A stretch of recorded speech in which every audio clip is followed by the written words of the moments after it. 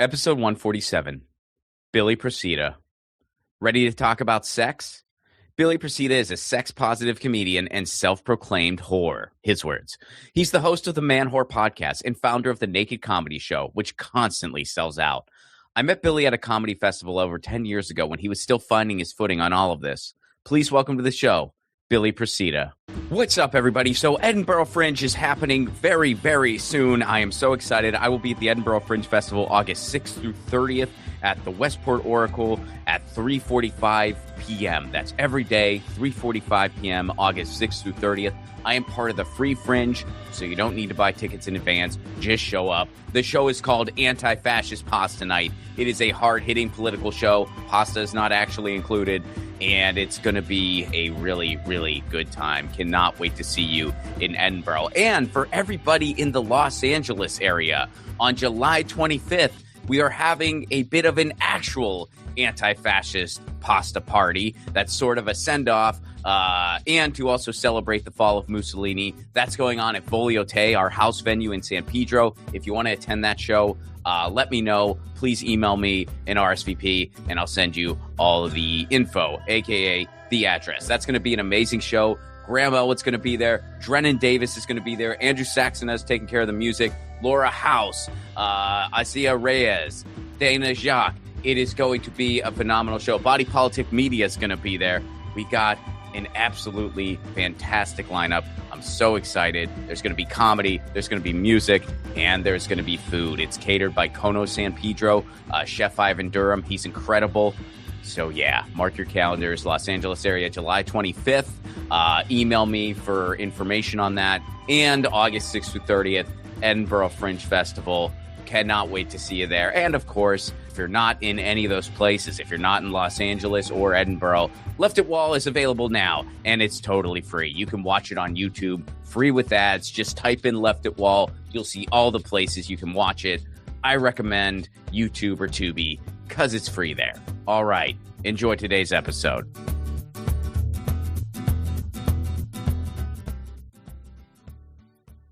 Billy Procida, good to see you again. It's been a long time. Oh, yes. It's been a solid decade or so. Oh, man. Yes, it has been that long. That's freaking crazy. I haven't seen you since we had a basketball player for president. That's right. That is right. Yes, that's right. Trump wasn't in office the last time I saw you. It's been that long. And what's so crazy? Like the world was a completely different place, yet it doesn't feel like that was that long ago. In other ways, I don't know. What do you think? It does when I look at pictures of it. I go, whoa, okay. Geez, yes. I don't think I was wearing a beard then. I think I was going clean shaven at the time. You were. No, I remember that. Yeah, you were a clean shaven guy. Well, let's start at the beginning, man. So where are you from originally? North Jersey. Okay. And has it always been that area? Because I know you're in New York now, but have you always been like just East Coast? Yeah, I've always been a tri-state baby. I was from North Jersey, Bergen County, and then I went to boarding school in Connecticut for 4 years. And then I came here for college. I went to NYU. So I've just always been bounced around right in here.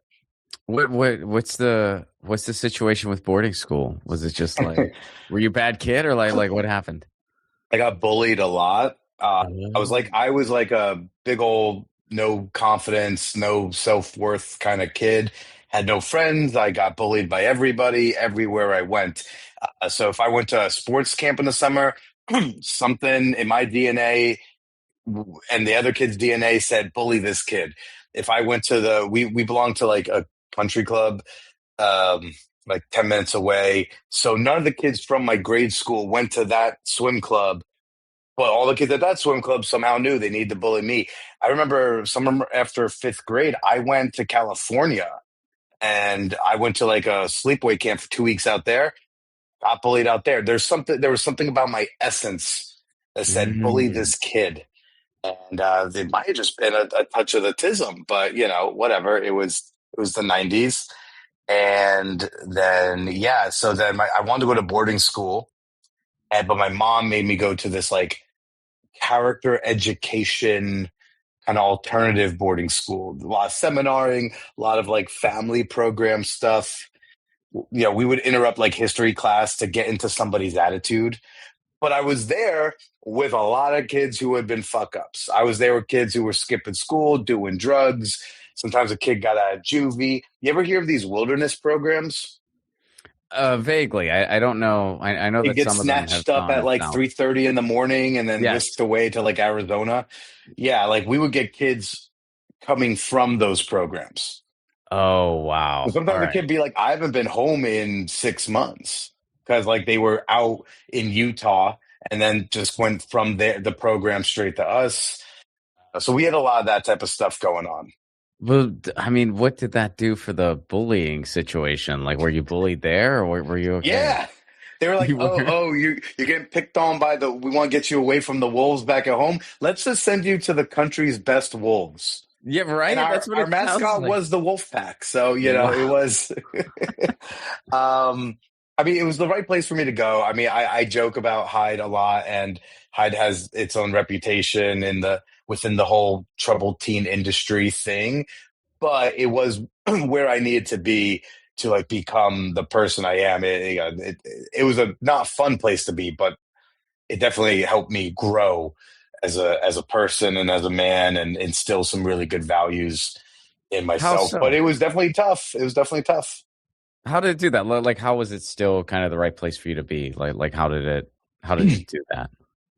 Well, a lot of boarding schools and private schools, they might have like banners in the hallways or in like the theater with words and principles, and we have a mission statement. It's all just, right? Sure. At Hyde, that shit was real. Like we were living by those every day. That was being pounded into you in kind of everything.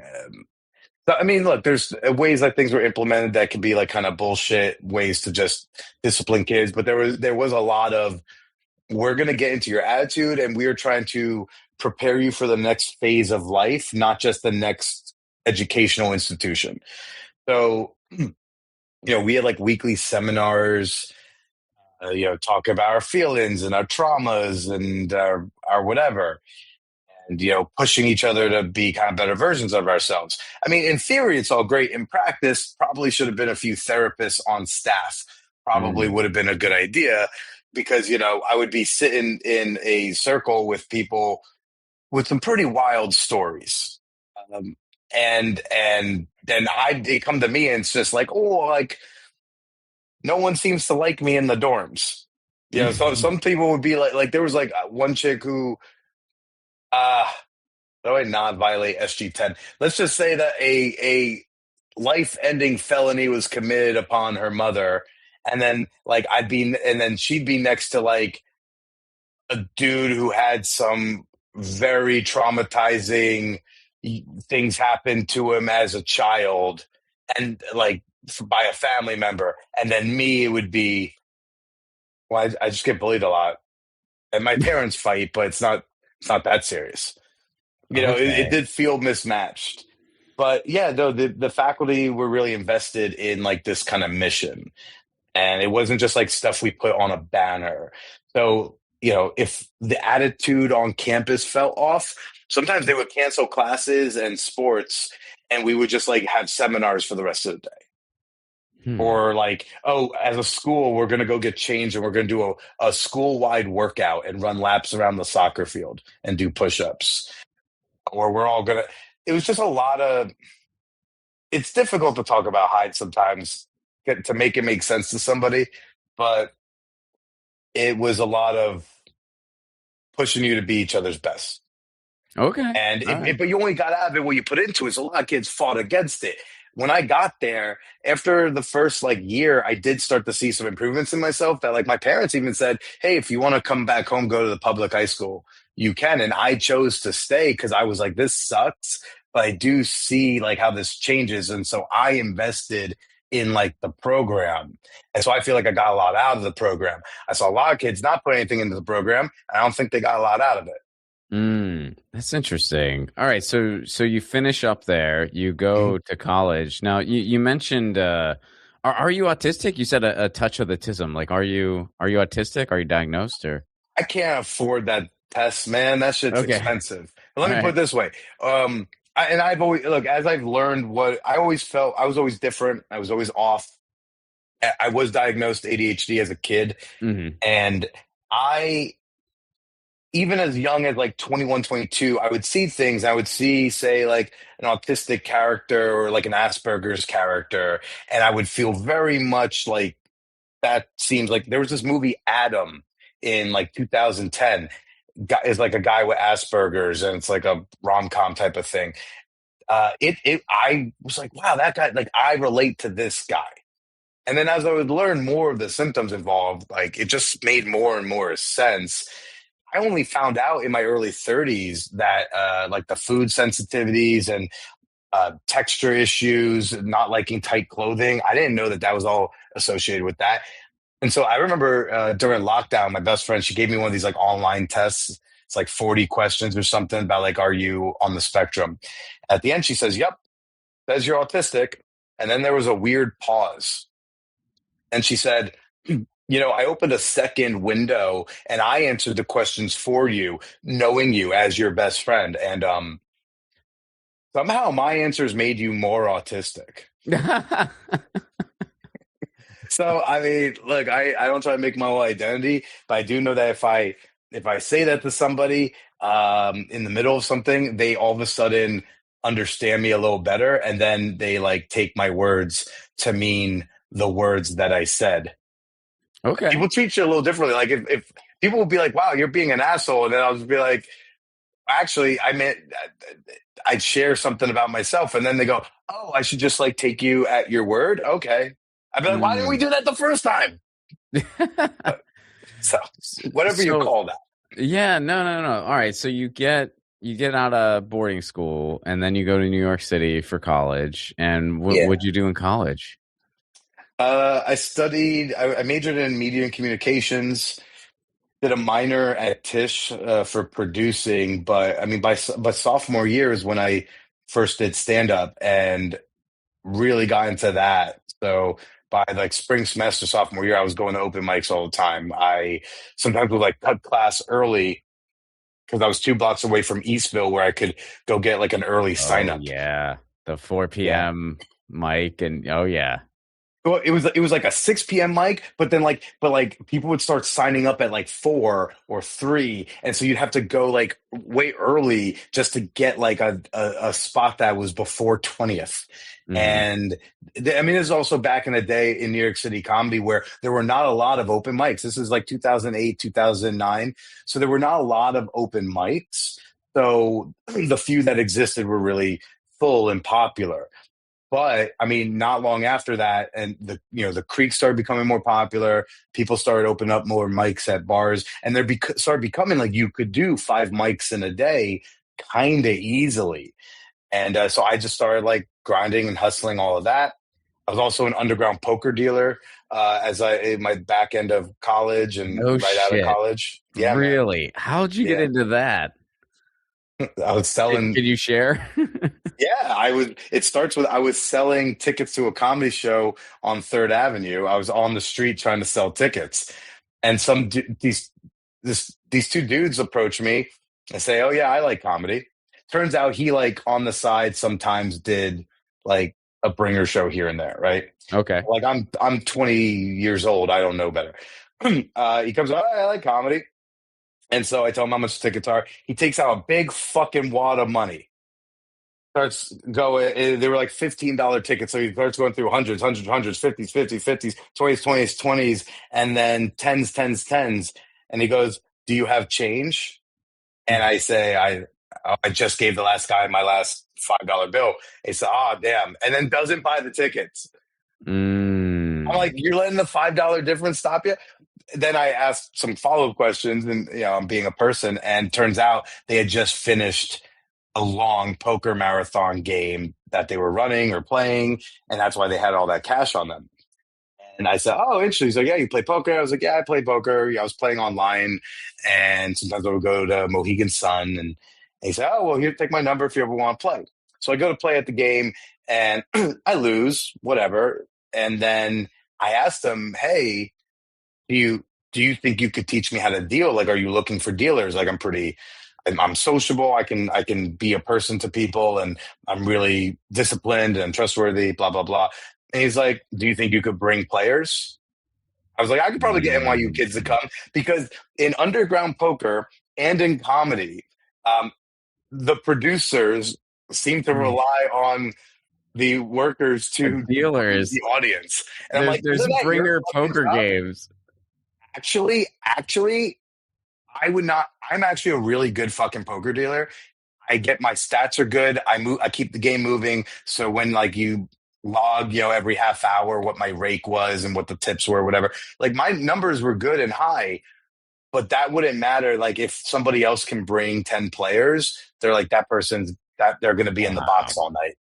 Wow. And I mean, it wasn't like that when it happened, but like so strictly. But part of the reason I got out was I can't compete with these guys who are dedicating their time to finding other degenerates and all that. It was like I had a list. I got people to games, but I didn't want that to be like determinative of if I worked or not. But I poker dealt for like 4 years here in New York City at like 1-2, 1-3 games, tournament clubs, saw a lot of interesting things. Again, I was like a child, so I'm like with these grown ass men, That's so and wild. it's always been like some 2-bedroom apartment, right? That someone rented for the purpose of the game. Yeah, Wow. that's That how these were like set up. and did they go like 24/7? Like what were like the times like? It would be like an evening start and end between like midnight and 4 a.m. But then like a weekend game, like there would be like a game might start like Friday evening and it would like end, 4 a.m. Sunday. And then Sunday Jesus. night the game would restart or something. I mean, do you guys like break for food and stuff? Like what do you do? Like just People would shit just gets order broken? food, you eat at the table, and like again, you just Oh keep my getting like God. new players come in as players leave. Real degenerates would like leave at some point, and then they come back. It's still actually the same game. Wow. Yeah. That's I lived at a game for like a summer. I was living at a game because I had an internship here in New York. Actually at Comics Comedy Club. If you okay. remember Comics on 14th and Ninth. Yeah. Cambry Cruise at all? No, I didn't. I mean, I knew the club existed. Sure. I wasn't out in New I York was then. I was interning for the publicist at Comics, but then at night I was living at the game because they had a spare room.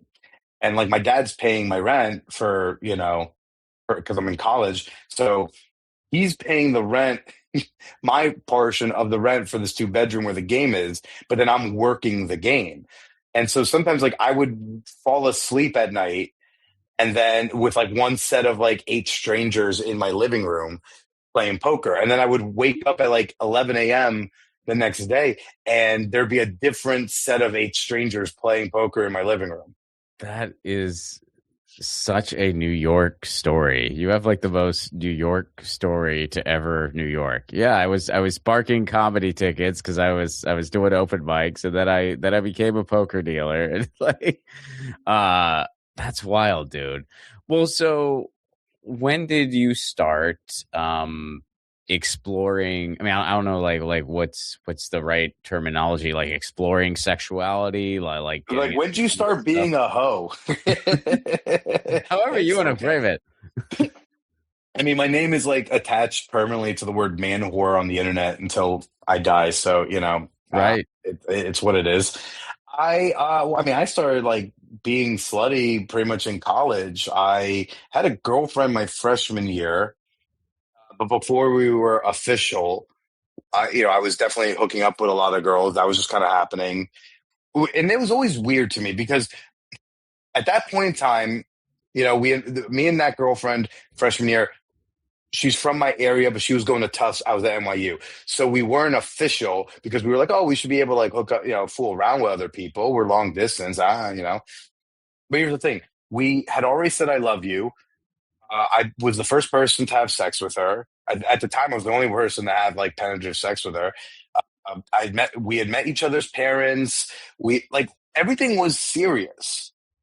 But because we would sometimes make out and go down on other people, it's not official because it's not serious. And I'm like, Mm, what do you mean? Like, why is sexual fidelity when we all of a sudden determine that this is like a serious relationship? I think it's like when the emotions are serious. Felt pretty fucking serious to me. Doesn't mean that like I don't want to, I don't know, put my dick in someone's mouth sometimes. It's so we became monogamous like sometime during the end of fall semester, but after that, we decided to return sophomore year single. And that's when I was able to just like go loose. And, it's not just like, oh, I'm like a guy on campus. NYU is like notoriously kind of like known for, like, if you're a straight guy at NYU, you usually can clean up if you have a semblance of game and you're like kind of cute and, can figure out how to make eye contact well. That it's pretty easy because there's also like a lot of queer men on campus, but also like I'm also in New York City. So if I'm going out to a bar, I'm just meeting like normal grown ass women. So I'm also hooking up with women I'm 19. I'm hooking up with women in their 20s and 30s and 40s just because I'm existing in New York. And then Craigslist is very active and still exists at the time. So I'm like having all these like odd experiences on Craigslist, these Craigslisty hookups or scenes happening, and so that's how I started getting enthralled with it because I was just like, I'm just going to go out and do what I like to do, and it was always just about, especially the Craigslist stuff. That was always about exploration. Like, how am I going to find out what I like unless I go try things? Mm. And so I just went out and did that. And then also again, like I think girls at school thought I was cute and funny and wasn't super mean to them, so they were like, "Yeah, let's sit on his face," and that's where it's kind of where it begins.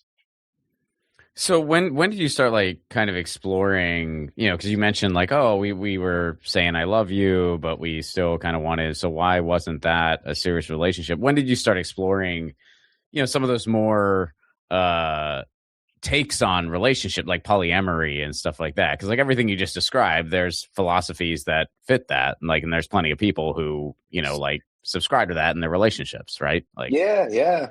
I I didn't have any of this language at the time. When I'm in college, I don't know that there's a thing called non-monogamy. I had heard the word polyamory once. I saw it in a newspaper my freshman year.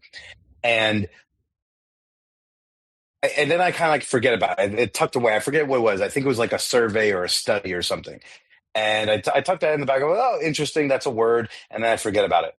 Now, I'm a George Carlin disciple. I started watching stand up in middle school as soon as I had Napster and could just like search comedy and just download shit. Like I was watching all the half hour Comedy Central presents and Chris Rock specials and deep diving into George Carlin, Lewis Black. So I was already kind of a contrarian, not for contrarian's sake, just more I could sniff bullshit when stuff didn't make sense. When something didn't make sense, it was just a cultural norm, a societal norm that I wasn't really in on the norms. I wanted to do what made sense. So, even the concept of monogamy didn't totally make sense to me. It's why homophobia never made sense. It's why like gay marriage and abortion stuff never made sense. Even when I'm in high school, it's not like I had a teacher teach me, ooh, to be some sort of like liberal person. That's what made sense when you use critical thinking. Oh, we're all supposed to be equal. Then I guess we're all supposed to be equal. Which is it? If the document says it's supposed to be a white guy thing, well, then at least that would make a little more sense with how the country was being run under George W. Bush. I also, came up during, after 9/11 and the wars in Iraq and Afghanistan and pretty early on finding out that like a government lied to us. So I didn't have some sort of inherent trust in my government. I wasn't raised in the 50s. I was raised in a time when there was like a lot of bullshit. Say what you want about Clinton. I think that at the time, the biggest thing I knew about was, oh, he got his dick sucked in the White House. mm. Okay, probably not great, but it's not a thing affect everyone in the country. So, Well, he did other stuff, but we were too young. I mean, like 'cause you and I are yeah, at the same age. Like we weren't cognizant. There wasn't like a 9/11 occurrence, basically. And correct. He just did your standard level of bombing brown people. That was just right. like I would later learn that that's just what every president does. Mm-hmm. No, so I already like was willing to push back against the status quo if the status quo did not make sense to me. So to bring that back in, and this is also why I think like there's a lot of non-monogamy and alternative sexualities amongst queer people because they're already living life differently. So their paradigm is already open to other things being altered. So, anyways, come back to freshman year. Again, this word polyamory tucked in the back of my head. Don't even really think about it. Not knowing the word non-monogamy, I already was like, but we are serious. I guess I have to want to only touch you. I have to only touch you and make that agreement for this to be serious. Okay. Sometime in the spring, I go up to Tufts. We go see a movie in Somerville. We go see Definitely Maybe, starring Ryan Reynolds. Have you ever seen it? No, I've not. It's a cute movie. Baby Abigail Breslin, and it's like Ryan Reynolds and Elizabeth Banks and Derek Luke. Great movie. It's kind of like a How I Met Your Mother, but a movie. Okay. And basically, he's telling his daughter the story of how he met his mom, but it involves three female characters coming in and out. And he's like, I'm not going to tell you which one is your mom. You're going to have to figure it out. That's the premise of the movie. And he keeps describing these women who come in and out of his life. He is sincerely in love with these women. And sometimes for brief periods, these women overlap in his life. He's not in love with one to become in love with the other. He's in love with both at the same time. And I was like, well, if you can be in love with more than one person over the course of your life, why couldn't those times possibly overlap? That's really interesting. Started making me think. So we're in the cab on the way back to her dorm room. And I just bring this up as a concept. I am not asking to open the relationship. I am not breaking up with her. I am not like inquiring how she feels if like one day. No, I'm just saying this is something interesting. I thought my girlfriend loses it. She's crying. She's upset. She's like, how could you think that? Right. Which really shows that monogamy is fragile. Just like, there's a book called White Fragility. We need monogamous fragility Sure. because in non-monogamy, you could bring up the idea of like, I might want to become monogamous, and someone could go, well, that let's explore, let's discuss. We could have a set of terms in the relationship and propose discussing those terms and maybe changing them. You can do that. But if you're monogamous, if you even just bring up maybe not being monogamous, fucking people will break up with people over that. It's crazy to me that you can't have a discussion or ask a question. Even if you're saying like, I'm asking to open a relationship, and if you say no, that's fine. People will be upset you even ask. Nuts to me. So yeah, she's losing her mind in the cab. I thought she was going to dump me in the cab and I'm going to have to like drive back to New York that night. And luckily everything like smooths over and we get back to her place and we go to bed and whatever. But that has always stuck out to me, that story of just like strange, fragile monogamy. And so I was already kind of thinking that way because, again, how am I going to find out how I feel unless I explore questions and critically think? So that's there. Time passes, slutty things happen. And then it's the summer before senior year. And again, I'd done some Craigslisty things with some couples and people and whatever. Wait, were you with the same girl throughout all this? Oh, no. So we decided to, going into sophomore year, we went back to our respective schools single. Okay, gotcha. Yeah, right. We were like, oh, let's do the summer together, which is weird. There was an expiration date on the relationship. Yeah. Like we knew in the beginning of the summer that we were going to break up on like August 22nd, but whatever. So summer before senior year, I was going to go. It's actually World Cup time. I was going to go to the casino and make bad decisions, as I tend to do. I had a bunch of money in my pocket, but I went to this bar for lunch. I was like, oh, let me watch some of the Italy game, and I'll have a burger, and then I'll go drive up to Mohegan.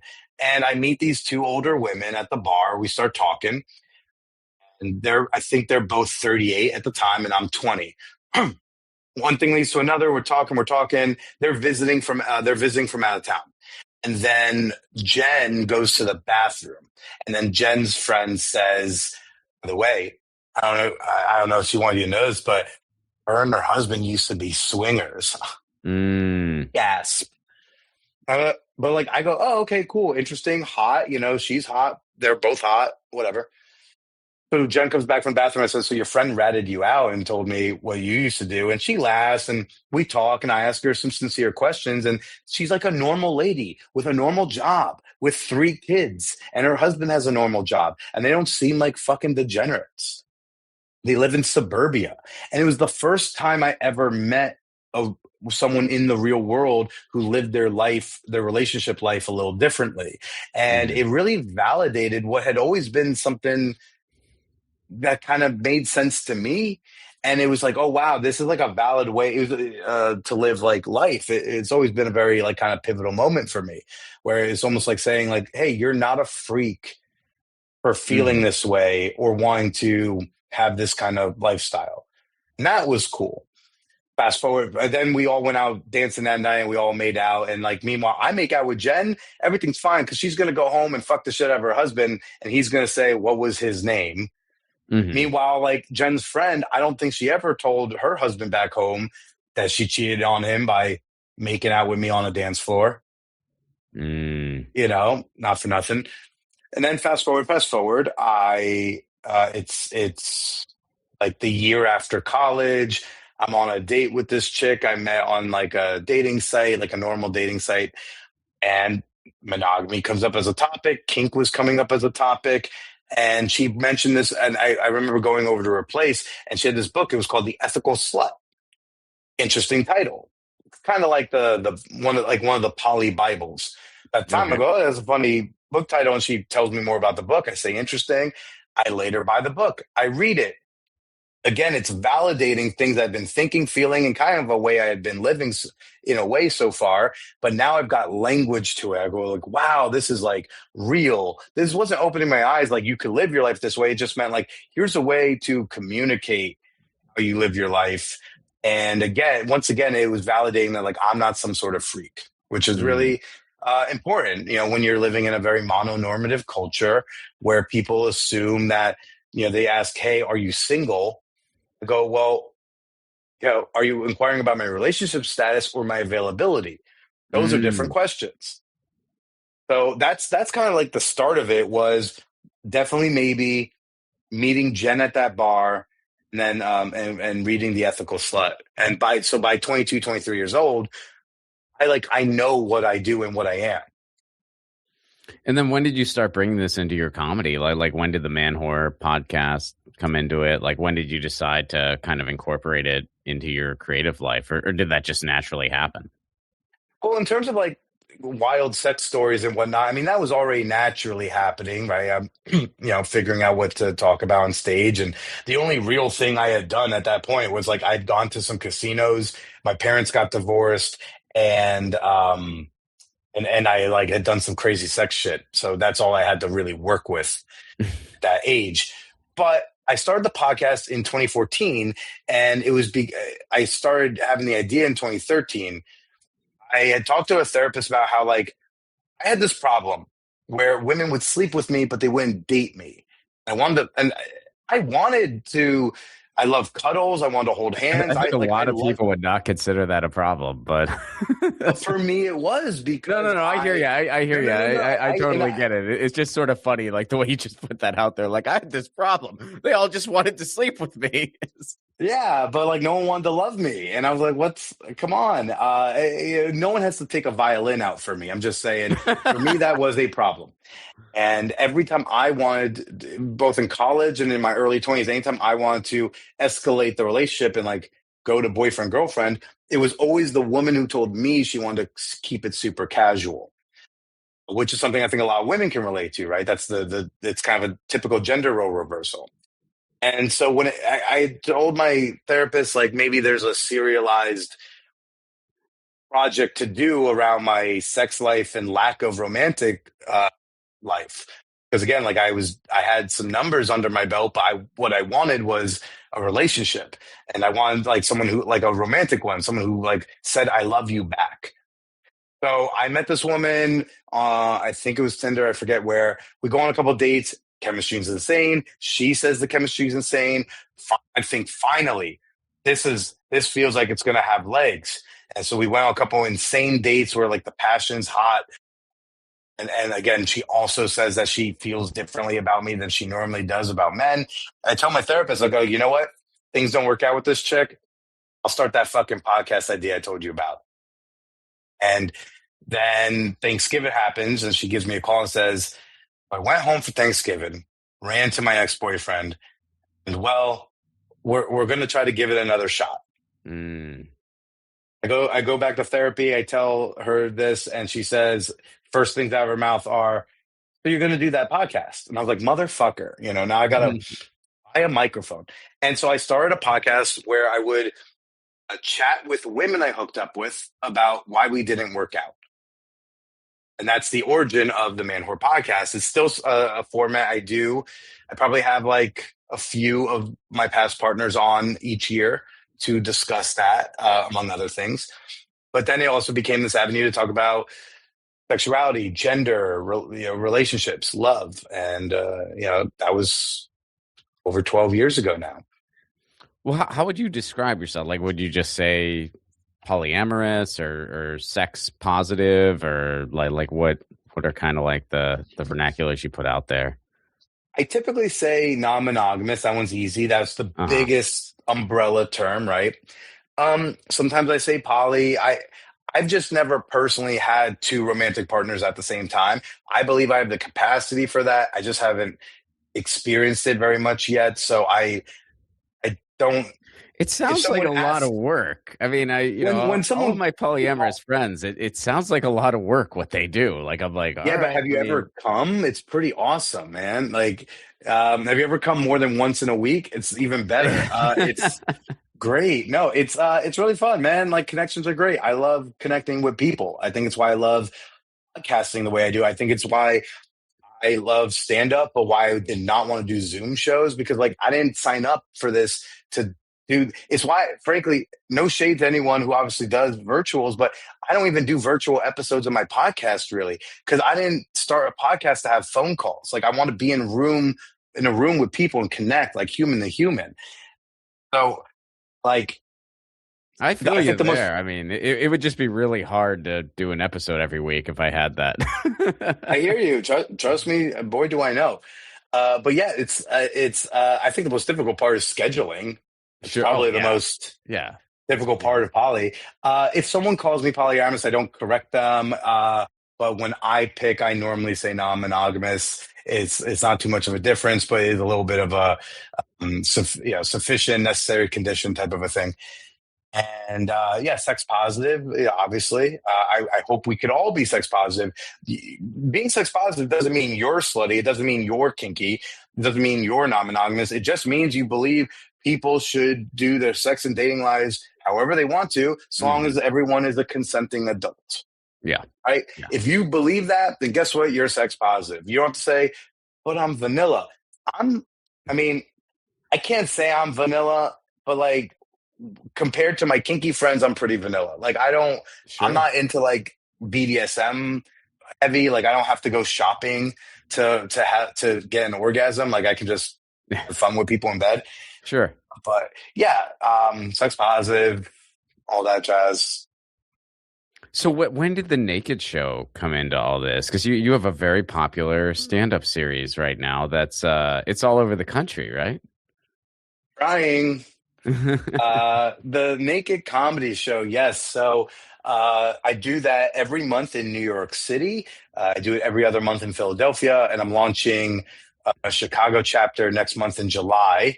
So hopefully that is successful, and I'll keep going back there. I actually I debuted in Los Angeles in January, sold out crowd, but I lost my venue. So right now I'm in hiatus while I try to find another appropriate Where'd you venue. do it at in LA? The Elysian. Okay. Wow. Yeah, in the skunk room, the middle room.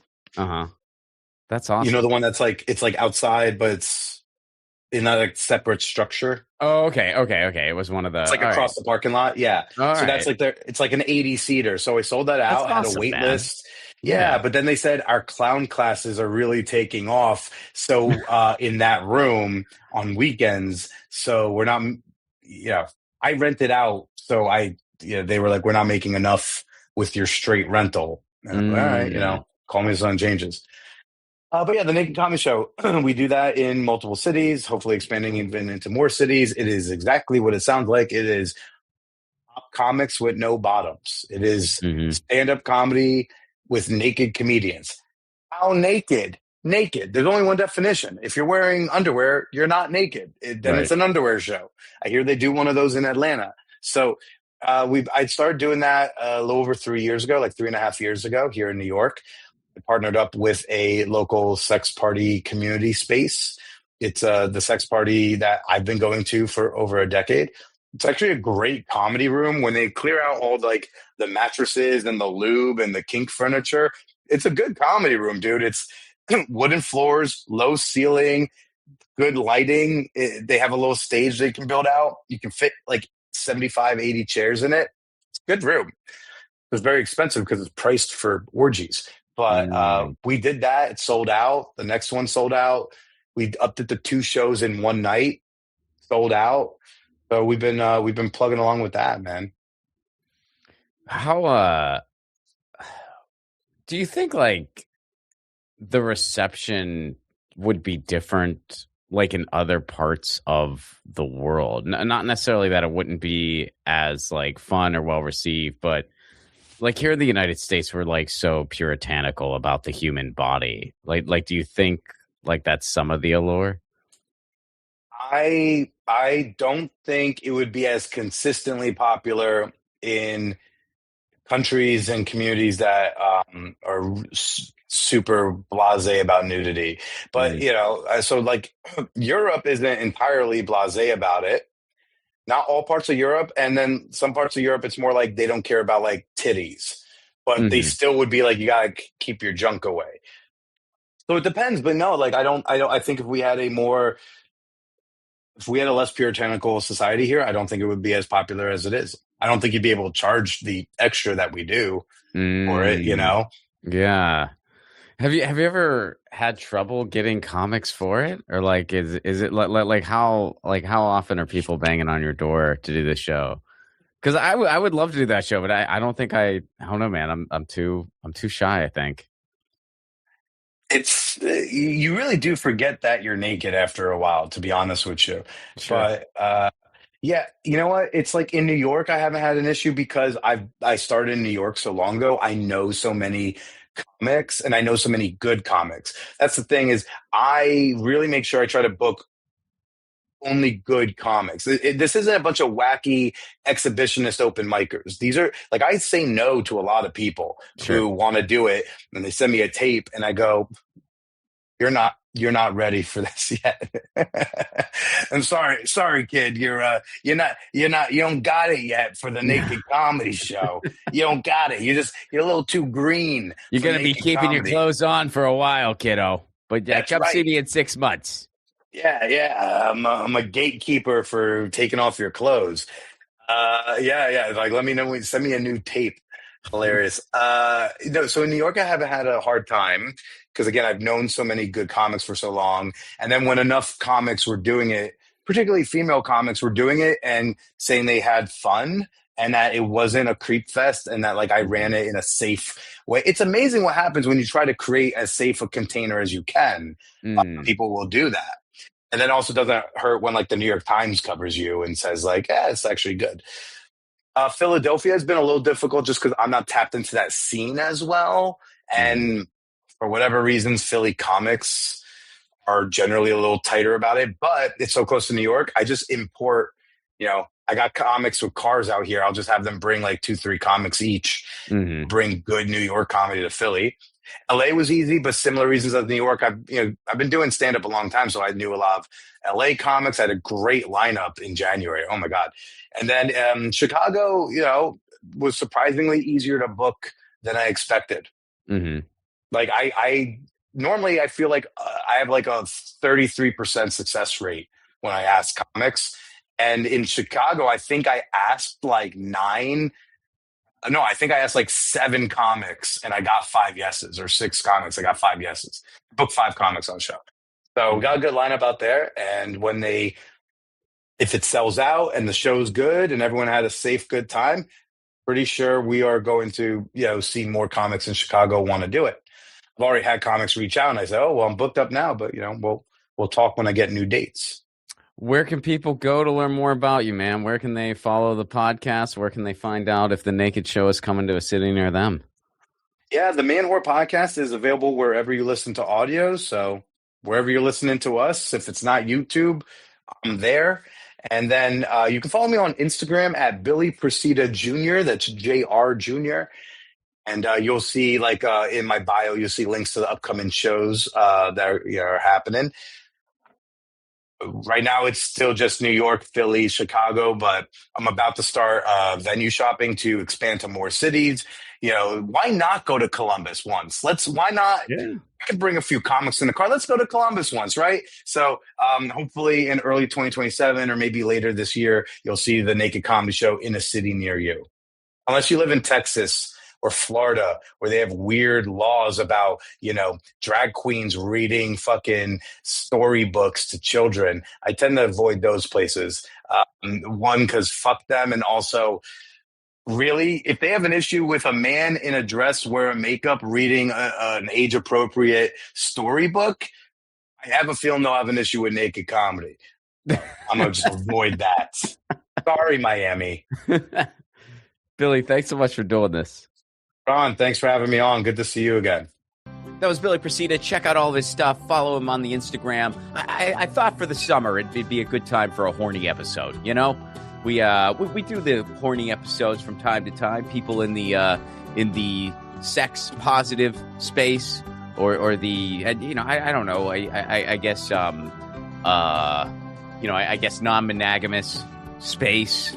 The polyamorous space, whatever you want to call it. Music for the 1000 podcast is provided by Andrew Saxon. Be sure to check out his podcast at NBA Watching Podcast, wherever you get your podcast. Please do leave us a 5-star review. Tell your friends. Make sure you're subscribed, especially if you get this show on YouTube. You know how it goes. All right, 147. We are even closer to another half decade. We're getting close to that 150 mark. Oh, and of course, if you want to support the show on the sustainability end, you can do so over at Patreon, patreon.com/Ron Placone.